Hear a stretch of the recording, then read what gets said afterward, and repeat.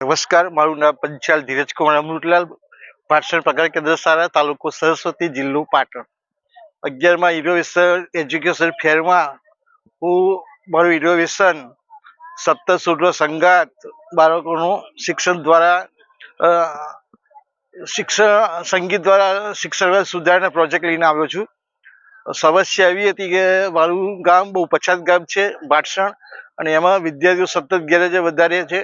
દિવ્યાંગ બાળકો શાળાએ આવતા નહોતા, અને જે હોશિયાર વિદ્યાર્થીઓ હોય 6 થી 8ના, એ ફક્ત વર્ગરૂમ પૂરતા જ એમનું કાર્ય કરી શકતા હતા. તો આ બધા પાસાને ધ્યાનમાં રાખી અને અમે અમારી શાળામાં એક સંગીતનો રૂમ બનાવ્યો. અમારી શાળા પીએમસીમાં આવવાથી અમને એક સંગીત શિક્ષક મળ્યા છે, અને એના દ્વારા અમે દરરોજ જે સતત ગેરહાજર બાળકો હોય એને લાવવા માટે દરરોજ 1 કલાક અમે એ રૂમમાં બેસાડીએ છીએ. સંગીત દ્વારા અમને શાળામાં લાવતા કર્યા છે.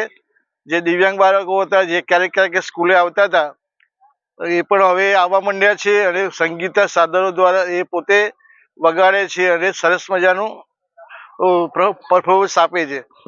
NP 2020 અંતર્ગત જે સ્કિલ બેઝ લર્નિંગ આવે છે, એમાં પણ અમારે દર શનિવારે અમારી શાળામાં બેગલેસ ડેના દિવસે સંગીતમાં પ્રોગ્રામ હોય છે.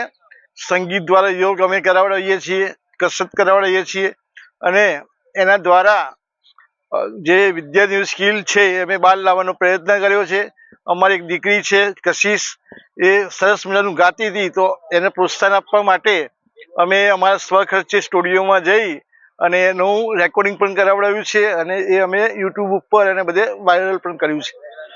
આવો અમે નાનકડો પ્રયાસ કર્યો છે, અને જેનાથી અમને સફળતા મળી છે.